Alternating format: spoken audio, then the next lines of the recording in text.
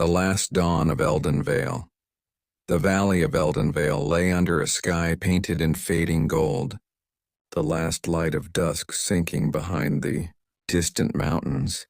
The ancient castle rose from the mist, like a memory carved in stone, tall spires and weathered walls whispering tales of forgotten kings and cursed love.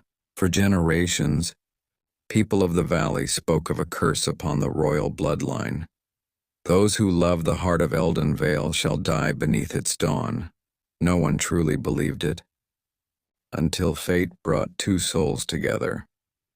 Elias, a young guard, stood at the eastern rampart, his armor worn, his eyes sharp and weary.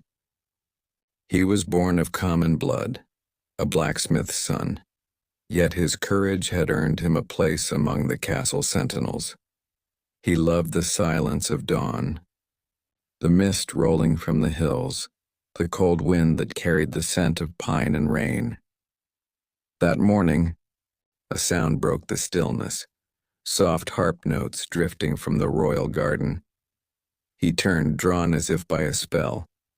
There, beneath a willow tree bathed in sunlight, sat Princess Isolde, her golden hair cascading over a white gown. Her fingers danced across the harp strings, weaving melodies that seemed to come from another world. Elias froze. A guard was not meant to gaze upon a princess, but beauty has a power that defies rules. Their eyes met. The world, for a breath, stopped moving. I did not mean to intrude, my lady," Elias stammered, bowing low. "You are not intruding," she said softly, her voice calm as water. "Few come here at dawn. You must be one of the sentinels." "Yes, my lady." "And what brings you here, sentinel of stone walls?" "The music," he replied honestly. "It drew me." A faint smile touched her lips. "Then perhaps the music has finally found someone who listens."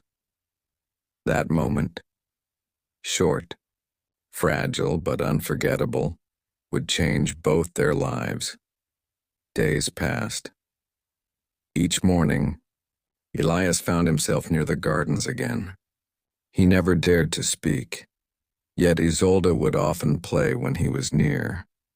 The rain came one evening. Elias stood watch at the ramparts, soaked to the bone. Thunder roaring overhead, he turned him and saw her. Isolde, wrapped in a gray cloak, stood beside him, the wind pulling at her hair. "You'll fall ill," she said gently. "I've endured worse."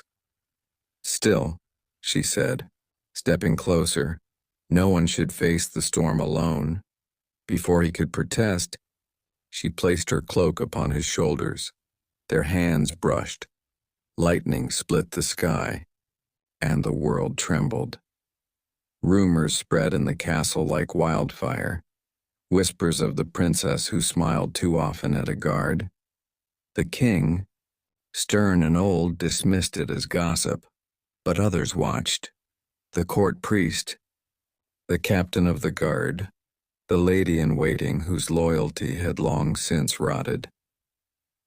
One evening, Isolde met Elias by the stables. "I can't stay," she whispered. "Every day feels like a cage." "Then leave," Elias said, his voice trembling with fear and longing.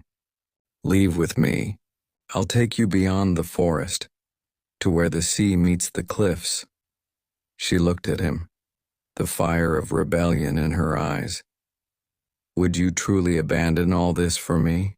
"I have nothing to abandon," he said. "Only you to find." They planned to flee on the night of the new moon, but Elidenvale had ears in every shadow. The priest, Maron, learned of their secret. He went to the king and said, "My liege, your daughter walks toward the curse that took your queen." The king's face turned pale. For years he had buried that truth, that Isolde's mother had died loving a man she was forbidden. The night came. Elias waited by the stables, the rain pouring down once more. Isolde appeared, her cloak soaked, her eyes glimmering with fear. "Are you ready?" he asked. "Yes," she said. "But once we leave, there's no turning back." They mounted their horses and rode into the storm. Behind them, the castle bells began to ring, the alarm of betrayal.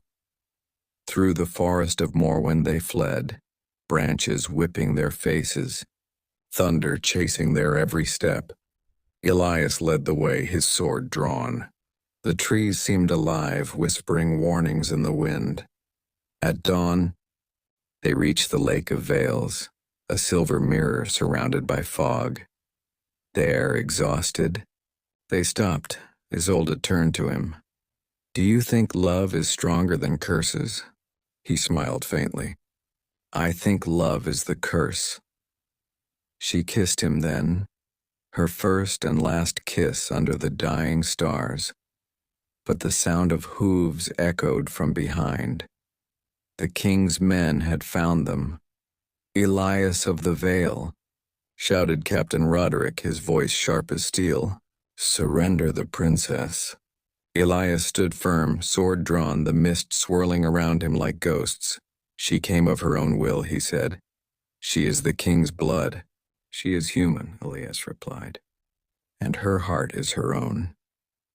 The soldiers advanced. Elias fought like a man possessed, 1 against 10. His blade flashed in the fog, striking down those who dared come close. But no mortal can fight the tide forever. A spear struck his side. Blood poured, staining the ground crimson. "Elias!" Isolde screamed, running to him. He fell to one knee, eyes dimming. "Run, please," but she did not run. She knelt beside him, her tears falling on his wounds. "I won't leave you," she whispered. "Not again." A sudden silence filled the air. The soldiers stopped, their eyes wide. From the lake rose a light, pale and cold, and a voice echoed through the mist. "The vow has been broken. The blood of love shall awaken the curse."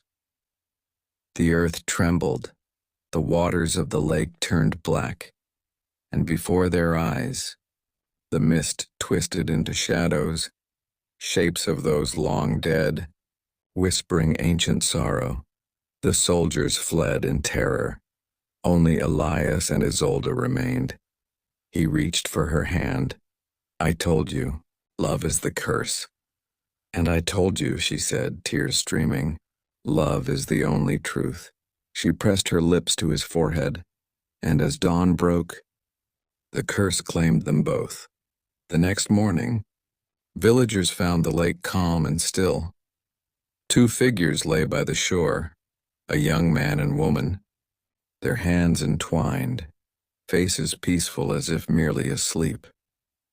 The king arrived later that day. He knelt beside his daughter, his heart breaking.